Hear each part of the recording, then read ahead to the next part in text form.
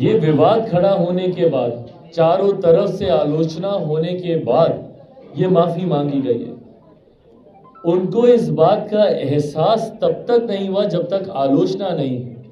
ये गलत है। अगर उनको स्वतः एहसास होता या स्लिप ऑफ टंग होता या गलती से जुबान से ये बात निकल गई होती, जुबान फिसल गई होती, तो इस बात को वो पुनः विधान परिषद में जाके नहीं दोहराते। और अगर आप उनके बयान को देखिएगा, जितना अश्लील उनका बयान विधानसभा में था उससे कई ज्यादा अश्लील विधान परिषद में था। भाई, उनकी खुद की मंत्री मुंह छुपा रही थी। विपक्ष में कई ऐसी महिला नेता थी जो आंसुओं के साथ बाहर निकली हैं। मैं खुद बोल रहा हूं कि भैया मैं असहज हूं, महिलाएं यहां पर मौजूद हैं और मैं किस विषय पर बात कर रहा हूं। गलत है ये जो लोग उनका बचाव कर रहे हैं। और उप मुख्यमंत्री युवा हैं, क्या वो समर्थन करते हैं ऐसी भाषा का? क्या बिहारी और बिहार के युवाओं को इस छवि में देश के सामने दिखाया जाना चाहिए? क्या बंद कमरे की बातों को इस तरीके से और इतने एक्सप्लिसिट मैनर में सामने रखना शोभा देता है? कैसे आप इनका बचाव कर सकते हैं? और हर वो व्यक्ति जो इन बातों का बचाव कर रहा है, पहली बात तो वो भी गुनाह कर रहे हैं और बिहार की जनता देख रही है भैया, राजनीतिक लाभ के लिए। आर्थिक सर्वेक्षण जो बिहार सरकार के द्वारा जारी किया गया, उसके ऊपर चर्चा करना, उस पर पार्टी की तरफ से अपनी बातों को रखना, जो यकीनन आपके समक्ष अभी भी हमारे द्वारा रखा जाएगा। पर कल से लेकर आज तक जिस तरीके से मुख्यमंत्री नीतीश कुमार जी के बयान से पूरा प्रदेश शर्मसार हुआ है और राष्ट्रीय ही नहीं अंतर्राष्ट्रीय स्तर पर जिस तरीके से बिहार और बिहारियों को अपमानित होना पड़ा है। हम सब बिहारी हैं और हम सब के परिचित कहीं ना कहीं दूसरे राज्यों में, दूसरे देशों में रहते होंगे। उन लोगों ने जिस तरीके से फोन कर मुख्यमंत्री के द्वारा दिए गए विधानसभा और विधान परिषद में उनके बयान से बिहारियों की छवि को जो नुकसान पहुंचा है, जिस तरीके से हम लोगों का मजाक देश के दुनिया के सामने बना, आज तक तो हम लोग को शर्मसार होना पड़ता था कि भैया लोग चढ़ाते थे हम लोग को बोल करके, अरे देखो तुम उसी राज्य से ना हो जहां पर पुल हवा में गिर जाता है, जहां बांध चूहे कुतर जाते हैं, जहां के मुख्यमंत्री लैंडलॉक राज्य होने की वजह से बिहार में उद्योग लगाने से मना कर देते हैं और देश भर में बिहारियों को मजदूर बनाकर लेबर प्रोड्यूसिंग स्टेट के तौर पर बिहार का नाम कर दिया गया है। इन तमाम बातों को लेकर हम लोग शर्मसार होते थे, हम लोग का मजाक उड़ाया जाता।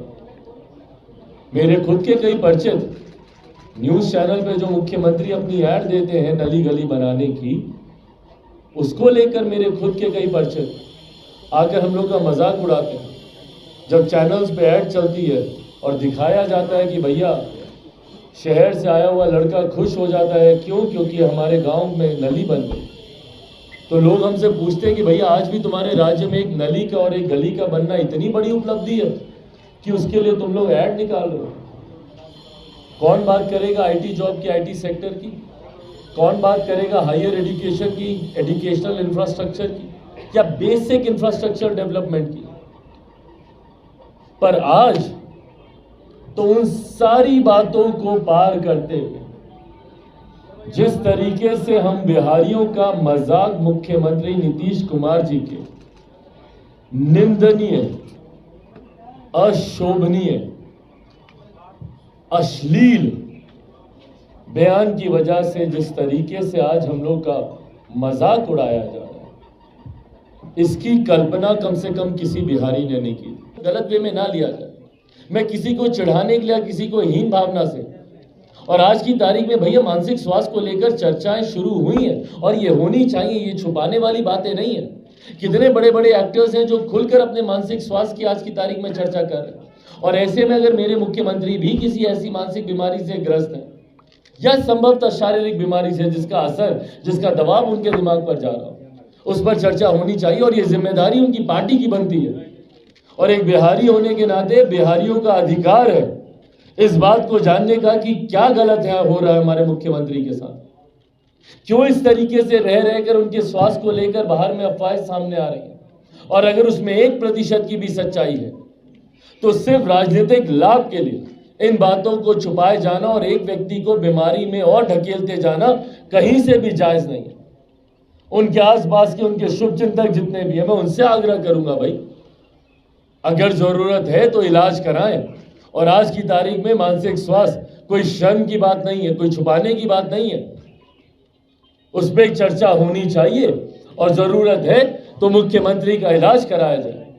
और अगर उनके आसपास के लोग, अगर उनके पार्टी के लोग ऐसा नहीं करते तो मैं केंद्र सरकार से मैं मांग करता हूं कि बिहार में राष्ट्रपति शासन लागू करे और मुख्यमंत्री को हर संभव मेडिकल सेवा जो उनको देने की जरूरत है उनको दी जाए।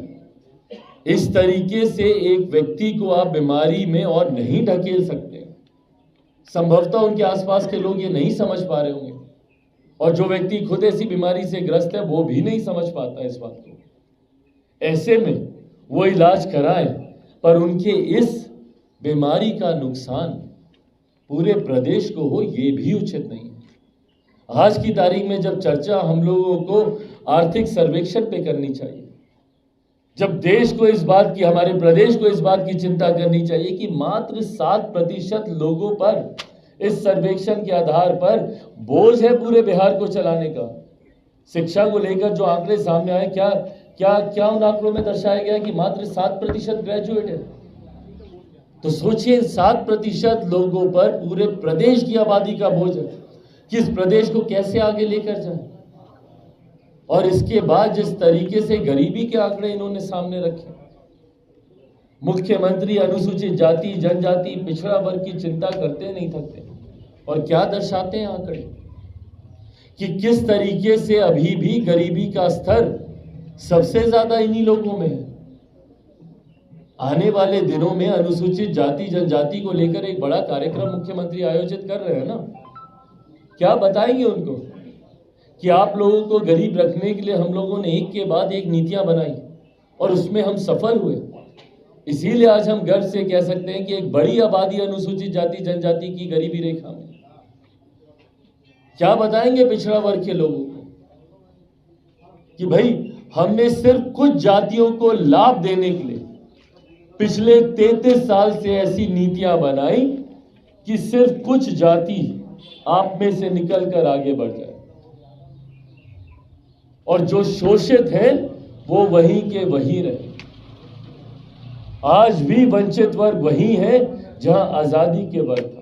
उसको कवर अप करने के लिए आपने और नियम बनाए, क्या आपने और नीतियां बताई, कैसे रेवेन्यू जनरेशन होगा, उसके लिए क्या नए आपने प्रावधान बनाए कि भैया जो लॉस सरकार को हो रहा है उस लॉस को इस माध्यम से पूरा किया जाएगा। तो जब आपके पास रेवेन्यू जनरेशन के स्कोप्स ही नहीं है तो पर कैपिटा इनकम कैसे बढ़ेगी। और जब पर कैपिटा इनकम आपकी नहीं बढ़ती है तो आंकड़े दर्शाते हैं 6,000 रुपए एक बड़ी आबादी को दर्शाते हैं कि वो बड़ी आबादी कितना 94 लाख से कितना है ना, हाँ ये रहा 94 लाख है, जो कि महज 6,000 रुपए आज की तारीख में 6,000 रुपए में गुजारा। क्या होता है भैया इस महंगाई में कितने लोग हैं जो कि 6,000 रुपए में गुजारा कर पाएंगे। ये हालात मुख्यमंत्री, ये हालात एक ऐसे राज्य और ये हालात का सबसे बड़ा कारण मेरे मुख्यमंत्री जी की मानसिक परिस्थिति है। अब ये बात सार्वजनिक हो चुकी, मैं बार बार उन चीजों को दर्शाना नहीं चाहता। कई ऐसे उदाहरण हैं, बल्कि संभवतः आज का भी एक उदाहरण है जहां गए किसी और को श्रद्धांजलि देने, और पुष्प वर्षा मेरे मुख्यमंत्री किस पर कर रहे हैं? अपने ही एक मंत्री पर। भाई हंसने की बात नहीं है, ये चिंता का विषय है, ये गंभीर विषय है। ये नहीं ठीक है भाई। कब आपने आखिरी बार देखा? हम लोग भी जाते हैं भैया श्रद्धांजलि देने, हम किसी पिता की जिनका निधन हो गया, हम उनको श्रद्धांजलि देने जा रहे हैं, और उनके जीवित सुपुत्र के ऊपर हम पुष्प वर्षा हम करें। क्या ये सही है? क्या ये एक मुख्यमंत्री की कार्यशैली है? रह रहकर ऐसे उदाहरण सामने आ रहे हैं, हम लोग नहीं जिसको कभी उठा रहे हैं। प्रेस मीडिया में आप ही लोगों ने उठाया। मुख्यमंत्री अपने जनता दरबार में बोलते हैं कि भैया गृह मंत्री को फोन लगाओ। एक मुख्यमंत्री स्वयं कह रहे हैं गृह मंत्री को फोन लगाओ, जबकि गृह विभाग की जिम्मेदारी उनके पास है। क्या ये चिंता का विषय नहीं है? अपर सचिव उनके सामने बैठे हैं, उन्हीं से फोन पे बात करते हुए बोल रहे हैं कि आपके साथ अपर सचिव बैठे हुए हैं, उनसे भी आप बतिया लीजिएगा। क्या ये चिंता की बात नहीं है? और क्या ये चिंता की बात नहीं है कि एक ऐसे मुख्यमंत्री के नेतृत्व में पूरा बिहार राज्य हम लोग सौंप दें? क्या ये सही है? ऐसे में जिन बातों को मैंने कहा, मैं चाहूंगा मेरे मीडिया के साथी भी उतनी ही गंभीरता से, और मेरे मुख्यमंत्री को अब विराम की जरूरत है। थक गए हैं वो, अब उनसे प्रदेश नहीं संभल, उनको विराम की जरूरत है।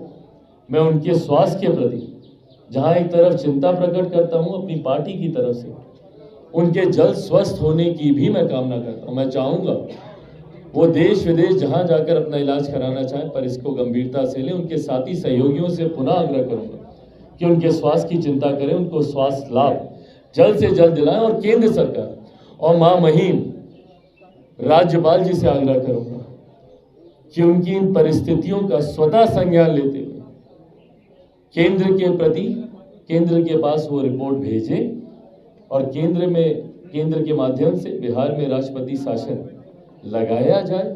क्योंकि हर बीतते दिन के साथ ऐसे हालातों में मुख्यमंत्री के पद पर रहना प्रदेश को बहुत चिंताजनक परिस्थितियों में धकेलता जाएगा। ये विवाद खड़ा होने के बाद, चारों तरफ से आलोचना होने के बाद ये माफी मांगी गई है।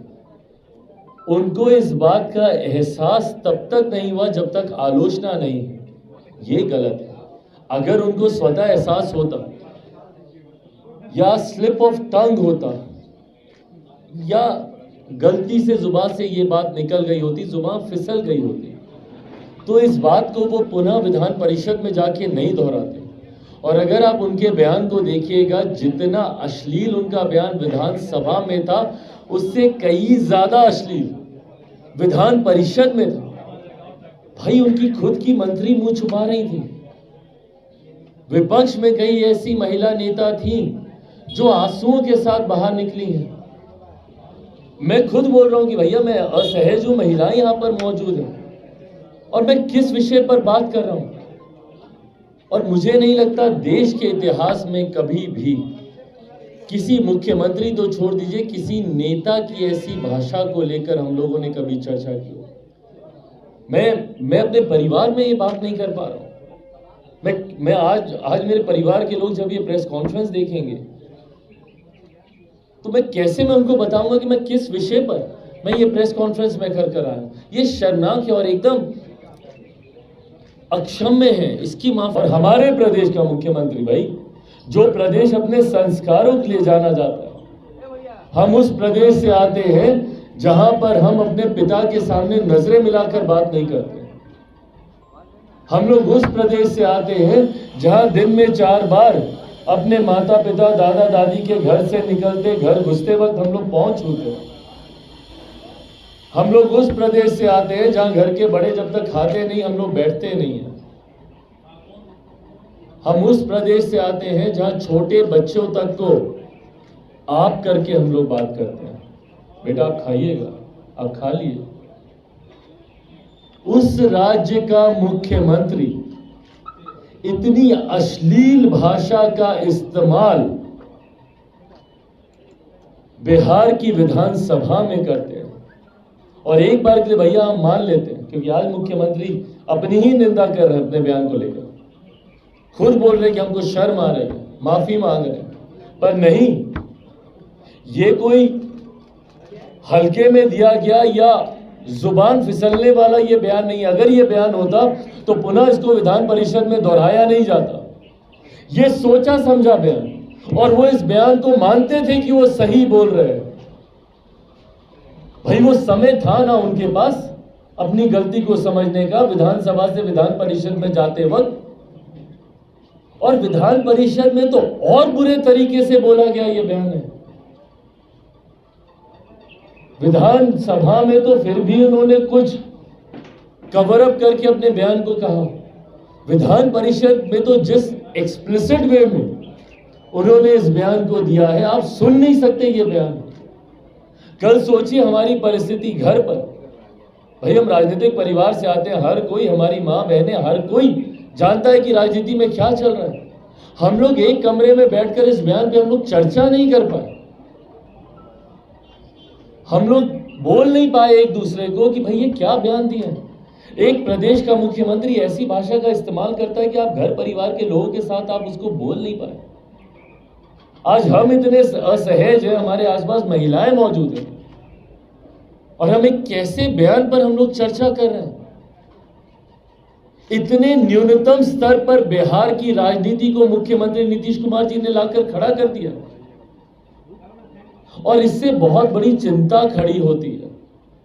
देखिए, आज तक मैंने मेरे मुख्यमंत्री नीतीश कुमार जी के बारे में कभी कोई व्यक्तिगत टिप्पणी नहीं किया, पर आज एक बिहारी होने के नाते और एक ऐसा व्यक्ति होने के नाते जो संभवतः मेरे पिता की उम्र के हैं, बुजुर्ग हैं, उनको लेकर मेरी चिंताएं हैं।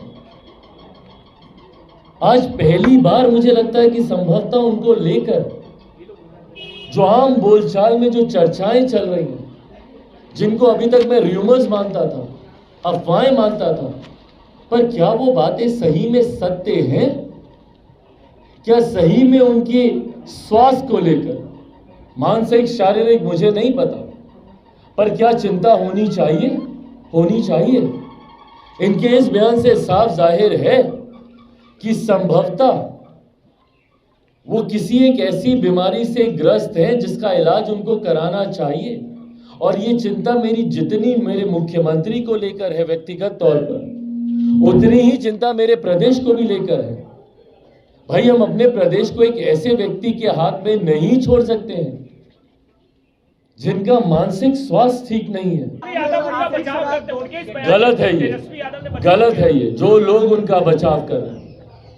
और उप मुख्यमंत्री युवा हैं, क्या वो समर्थन करते हैं ऐसी भाषा का? क्या बिहार, बिहारी और बिहार के युवाओं को इस छवि में देश के सामने दिखाया जाना चाहिए?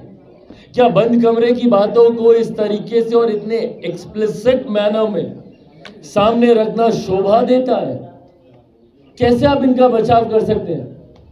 और हर वो व्यक्ति जो इन बातों का बचाव कर रहा है, पहली बात तो वो भी गुनाह कर रहे हैं, और बिहार की जनता देख रही है। भैया, राजनीतिक लाभ के लिए आप ना सिर्फ बिहार को शर्मसार कर रहे हैं, बल्कि अपने लाभ के लिए आप एक बुजुर्ग व्यक्ति को बीमारी के जंजाल में ढकेल रहे हैं। ऐसे में जब आपको उनके स्वास्थ्य की चिंता करनी चाहिए, कल भी मैंने कहा इस बात का, इसकी जितनी निंदा की जाए गलत। भाई जब आपको उनकी जरूरत पड़ती है, आंगनबाड़ी की महिलाओं का लाभ, सेविकाओं का लाभ आपने कहां नहीं लिया भैया? हर चीज में आपने उनका इस्तेमाल करने का आपने काम किया। बच्चे के जन्म से लेकर भैया उसके पालन पोषण परवरिश तक तो उनकी सेवाओं का इस्तेमाल होता ही होता। सरकारी कितने और ऐसे कार्य हैं जहां पर सीमाओं से पार जाकर उन्होंने अपनी सेवा सरकार को देने का उन्होंने काम किया। और आज जब वो अपनी उचित मांगों को लेकर सड़क पर है, उन पर आप वाटर कैनन का आप इस्तेमाल कर रहे हैं। मेरी समझ में नहीं आता सरकार बातचीत करने से इतना डरती क्यों है? शिक्षकों को के ऊपर आप लाठी चलाते हैं, छात्रों पे आप लाठी चलाते हैं, हर वो वर्ग, किसान हो, महिलाएं हो, हर किसी पर आप लाठियां चलाते हैं। क्यों नहीं सरकार एक कमेटी बनाती है और वार्तालाप का माध्यम खोलती है? आप चर्चा कीजिए ना। सरकार भी भाई समक्ष रखे अपनी मजबूरियों को, पर वो तभी होगा ना जब आप चर्चा करेंगे। इस तरीके से लाठियां चलाना महिलाओं पे, भाई ये किस मुंह से जाएंगे अपने गांव, और किस मुंह से जाकर राज्य सरकार की योजनाओं का जिक्र ये वहां पर करेंगी कि भाई हम राज्य सरकार की इस योजना के माध्यम से आपको ये लाभ दिलाने आए। क्या गांव के लोग इनको बोलेंगे नहीं कि भैया जब आप अपनी चीजों के लिए जाती हैं तो सरकार आप पर लाठी, आप पर पानी बरसाती है, आपकी मांगों को नहीं सुनती, और आज आप उन्हीं की योजना लेकर आई हैं हम लोगों के पास। इस तरीके से सरकार के एक महत्वपूर्ण अंग पर, अपने ही अंग पर लाठी चलाना, ये भी मानसिक दिवालियेपन की एक